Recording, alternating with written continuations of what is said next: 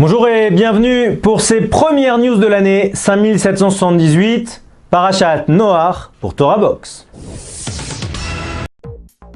Vague de protestations dans le monde contre le harcèlement sexuel. 2017, année des déluges. Donald Trump seul contre l'Iran. Alors, la nouvelle année qui commence systématiquement par Bereshit, la création du monde, et très rapidement on arrive sur Noach, puisque en fait Bereshit, on a une semaine un peu tronquée, puisque c'est immédiatement derrière les faits, derrière Simchat Torah, avec toutes les difficultés que ça entraîne pour bien étudier malheureusement Parashat Bereshit, et on s'en excuse, des news, en tout cas pour notre part, absente sur Bereshit, et on revient Bezrat Hashem en espérant que cette année soit une année de good news, de bonnes nouvelles pour tout le monde, pour tout Am Israël. Et donc, le premier titre de cette année, en lien étroit avec le Maboul, avec le déluge, on explique que Vatishrat et Haaretz, c'est-à-dire que la terre, elle s'est pervertie, elle s'est corrompue, à savoir que, explique Rashi, il y avait un dérèglement sexuel, une perversion sexuelle, qui a amené Hachem à enclencher le processus du déluge qui s'est arrêté, qui a été véritablement signé avec le Hamas, avec la violence. Et Rachid expliquait que la violence, c'est le vol. Alors on verra ça tout ça, mais en tout cas, le point clé, c'est que le point de départ du déluge, 10 générations après Adam, donc la génération de Noé, qui vient juste 10 générations exactement après Adam Arishon, eh bien, c'est une perversion totale, au point qu'à la fin de la parasha de Bereshit, Hachem explique que Veinachem, il ne sait pas comment se consoler, il ne sait pas quoi faire finalement de ce monde qu'il a créé. Et ces dérèglements sexuels vont faire qu'il va détruire le monde. Comment il va le détruire? Le seul moyen d'enlever la crasse profondément, c'est de faire agala, d'accord? C'est-à-dire de prendre l'objet qui a été impurifié et de le faire bouillir. Donc en fait, pendant 40 jours, Hachem va faire pleuvoir un déluge d'eau brûlante, et cette eau brûlante va faire agala sur le monde.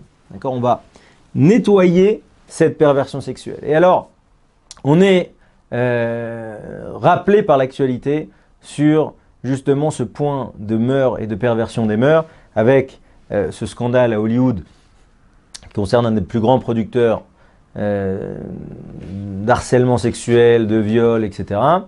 Et plus largement, des vagues de protestations un peu partout dans le monde, justement sur l'idée que c'est plus possible que les femmes soient harcelées, que ce soit au travail, que ce soit dans la rue. Et alors, pour la petite histoire, en quelques semaines d'intervalle, il y a eu en Hollande un grand mouvement de protestation avec des femmes qui se prennent en photo avec leurs agresseurs, qui ne comprennent pas, et en fait, elle leur dit bah viens, on fait une photo ensemble. Et après, elle publie sur le net, voilà celui qui me harcèle. Et un mouvement qui a pris de plus en plus d'ampleur. Et là, cette semaine en France, dénonce un mouvement sur Twitter pour dénoncer ces harceleurs à nouveau. Et en gros, l'idée que fondamentalement, et là, il y a quelque chose de très beau, que fondamentalement, c'est plus tolérable. Alors, au-delà des mœurs complètement dépravées, pour lesquelles les gens se rebellent assez peu, mais en tout cas, sur l'idée du harcèlement sexuel, on a toute une vague, un mouvement de fond de moralisation, d'accord, à travers notamment les réseaux sociaux. Mais en tout cas, c'est intéressant de noter ça, de noter qu'il y a quand même un parfum de fin des temps. C'est-à-dire que si on analyse bien en termes de mœurs, le rapport à la mort, le rapport à beaucoup de choses s'est amélioré en 100 ans. Le rapport à l'hygiène, le rapport... Et les valeurs judéo-chrétiennes, qui sont finalement les valeurs juives à la base, ont réussi à irriguer dans l'ensemble de la société. Et maintenant, on arrive au problème des mœurs qui distingue de façon extrêmement profonde le peuple juif des autres peuples dans le monde. Voilà, en espérant que ce mouvement soit profond et que Be'ezrat Hashem, chacun à notre niveau, et nous, juifs religieux à notre niveau, on aille encore plus loin dans les lois de Yichud, dans le fait de ne pas que les hommes et les femmes ne se serrent pas la main, ne se touchent pas, etc. Car il n'y a pas une meilleure protection pour arriver à toute dégradation de soi à travers des relations interdites ou des mauvaises pensées. À cet égard, il est très intéressant de voir comment finalement Akadosh Baruch Hu a géré son monde cette année avec, d'après les assureurs, une année 2017 qui sera l'année la plus chère de l'histoire des assureurs. Il faut savoir comment ça marche. Les assureurs protègent les biens et les personnes et se réassurent. Il y a ce qu'on appelle des boîtes de réassurance qui assurent les assureurs. C'est la SCOR par exemple, mais il y a tout plein de boîtes de réassurance. Et ils annoncent plus de 200 milliards de dollars de coûts rien que pour les catastrophes naturelles. Donc au-delà de leur activité classique, mais en tout cas pour les catastrophes naturelles, avec évidemment tous ces déluges de 2017, Harvey, Irma et maintenant Maria à nouveau sur la Guadeloupe, sur les Caraïbes. Bon, si on voulait s'aventurer, ce que j'expliquais tout à l'heure, à savoir que au-delà des perversions sexuelles, c'est malheureusement que dans ces régions, la pudeur n'est pas la caractéristique première de ces régions-là, mais au-delà de ça, il y a aussi l'idée que il y a le vol qui finalement permet valide chez Hachem l'idée qu'il faut détruire la région. Alors c'est intéressant, si on veut s'aventurer un peu par là, c'est intéressant de voir que les Caraïbes qui ont été les plus touchés sont parmi les régions qui abritent le plus de paradis fiscaux. Et les paradis fiscaux, quelque part, ne sont rien d'autre qu'un vol des revenus, d'accord, des différents États. Puisque en fait, c'est du détournement d'impôts qui permettrait au pays de mieux financer leur budget. Et sachant que depuis des années, on est rentré dans une protection sociale beaucoup plus forte un peu partout dans le monde, eh bien c'est autant de rentrées fiscales qui n'arrivent pas aux entreprises. Et donc finalement, quelque part, c'est un vol collectif.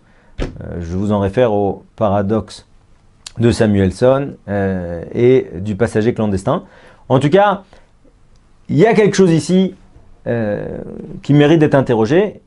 Et c'est justement l'intérêt de nos news à nous, c'est-à-dire qu'on essaye de voir comment Hachem gère son monde, qui y frappe. Il n'y a pas de hasard. À chaque fois, on doit se demander pourquoi Akadosh Baruch Hu gère finalement les astres, gère finalement son monde comme ça. Et c'est principalement ça, la paracha de la semaine. La paracha de la semaine, c'est de voir comment Hachem a utilisé les astres. Pour ceux que ça intéresse, c'est page 11 dans le traité de Rosh Hashanah, à savoir comment finalement Hachem a enlevé quelques heures, 2 étoiles qui s'appelaient Kima, d'accord, et qu'en enlevant ces étoiles, alors ça a complètement perturbé le monde. C'est pour ça qu'on dit, quand on se retire de la Hamida de devant Hachem, on dit Oseh Shalom Bimrumav, celui qui fait la paix dans ses hauteurs, dans ses cieux. Pourquoi? Parce qu'on sait que si Hachem il modifie une direction d'un astéroïde, une direction d'une étoile, eh bien, ou la distance Chas Shalom entre la Terre et le Soleil, eh bien c'est le monde entier qui est très vite détruit. Principalement cette notion-là justement avec tout le débat sur le carbone, etc., le dérèglement, le réchauffement climatique, mais principalement c'est de voir comment Akadosh Baruch Hu utilise ses serviteurs, utilise les astres, utilise le Soleil pour nous faire passer des messages. Pour finir ces news, Donald Trump qui a enfin dévoilé sa position sur l'Iran. Alors on sait que c'était une promesse de campagne. On sait que pour lui, l'accord sur le nucléaire iranien était le pire accord jamais signé par les États-Unis.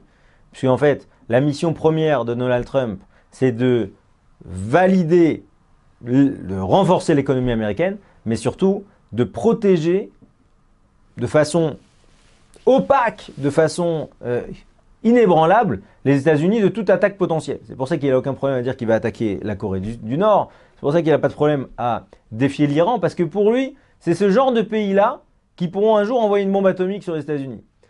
Et c'est pas pour rien que Donald Trump a augmenté, on l'a déjà rappelé ici, mais c'est pas pour rien qu'il a augmenté de 10 ou 15% les dépenses militaires du pays, si bien qu'aujourd'hui, les dépenses militaires des États-Unis sont supérieures à la somme des dépenses militaires des 15 Premières Nations réunies.